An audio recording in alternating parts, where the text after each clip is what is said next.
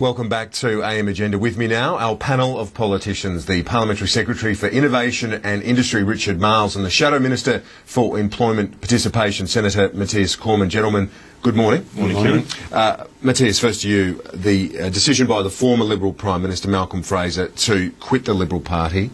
Petro Georgiou, one of your colleagues, this morning says it's sad that Malcolm Fraser, I should say, is upset about the direction of the Liberal Party. What is your reaction to this development? Well, it's certainly very regrettable that he's decided to quit.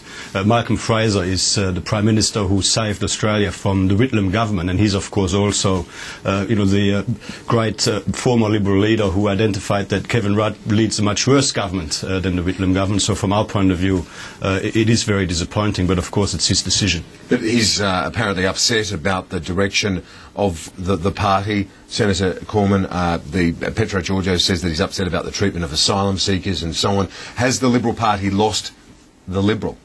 Look, we've got a very bad government here at present in the Rudd Labor government, and we're entirely focused on winning the next election and delivering better government for Australia. So that's what Tony Abbott and his team are focused on, and we are going in the right direction in order to achieve that for Australia. But should there be room within the Liberal Party for the moderate?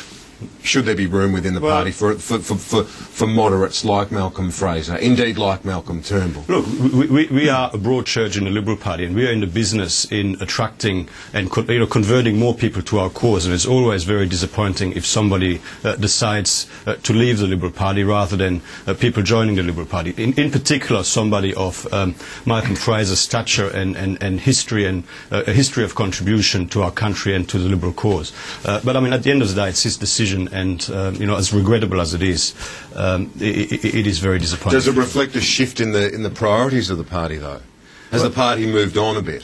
Well, I mean, the party and the country has moved on since the 1980s, for sure. I mean, we are dealing with the challenges of 2010. We're dealing with the challenges of defeating a bad Rudd Labor government as we're approaching the next election. And so we are dealing with the policy challenges and opportunities for Australia in 2010.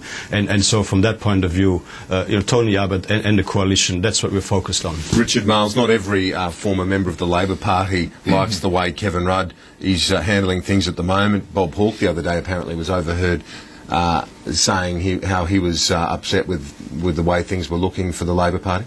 Well, we don't know what Bob Hawke was saying. I mean, Bob Hawke certainly didn't confirm what was being said of him, but what's clear is that Bob Hawke is an absolute fan of the Labor Party. He's a member of the Labor Party, and he is doing everything he can to support the Labor Party. I think there is a sadness in what's happened with the decision of Malcolm Fraser. What is clear is that the Liberal doesn't exist in the Liberal Party anymore. The party of John Howard, the party of Tony Abbott, has moved to the right. It's now an extreme party, and it's clearly a party which doesn't embrace the likes of Malcolm Fraser, or at least he doesn't feel like that. And one would have to think, you made the sort of Freudian slip before about Malcolm Turnbull. One wonders where he fits into this party now as well. So, I think what we see from the decision of Malcolm Fraser is that this is a party which is an extreme party which has moved to the right. Matthias Cormann, I'll let you respond to that.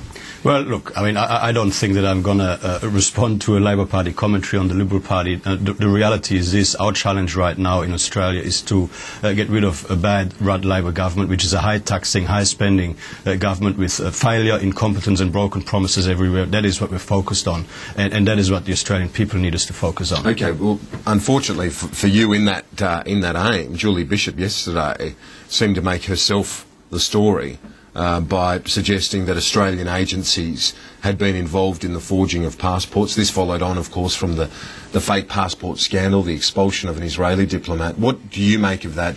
She now denies she said it, but looking at that interview on the Fairfax Online website yesterday, it looked very much like Julie Bishop said exactly that.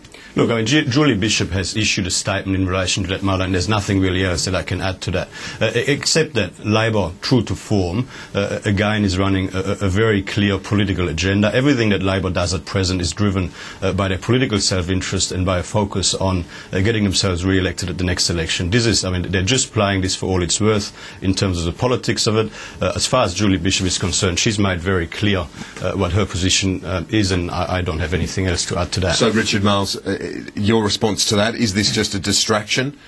Joe Hockey yesterday was saying this whole thing is a distraction, the timing of it, the announcement at the beginning of Parliament, and then now the focus on Julie Bishop. Are you just trying to take the attention of other issues which are proving problematic? Well, I think Julie Bishop is grabbing a whole lot of attention for herself, so I don't think we need to assist in that process. Look, this is pretty concerning. Julie Bishop has broken a long-standing convention of not speculating about the activities of our intelligence agencies. We really need to hear today from Tony Abbott whether or not he agrees with that bipartisan convention of not speculating about intelligence agency activities. And if he agrees with that, then he has no choice but to pull her into line. But I think, Kieran, the other issue here is that what we're seeing with Julie Bishop, her flip-flopping, her trying to pretend that black is now white, and what we saw with Tony Abbott last week is people who crack under pressure. I mean, in Tony Abbott and Julie Bishop, you've got two people who have all the nerve of the Lion of the Wizard of Oz. These are people who are not fit to govern this country, and they're certainly not fit to hold in their hands our national interest. Matthias Cormann, that's what the government's obviously trying to do in all of this, is create doubt and uncertainty about the viability of the opposition as an alternative government. Are you worried about that? Well, I mean, the government is rattled. I mean, we have had failure, incompetence and broken promises everywhere. The government was under pressure. There were a few bad news polls, so clearly they're going to be running a vicious personal campaign. The reality is that Tony Abbott, Julie Bishop and Warren Truss, the coalition team, we are ready, we stand ready to deliver good government to Australia. We've got a bad government there at present. There's a need for change, and there's no doubt that between now and the election, we will be running a very competent campaign to convince the Australian people of that. All right, gentlemen, we've got a lot to chat about in terms of the mining tax debate, so stay with us. We'll take a quick break.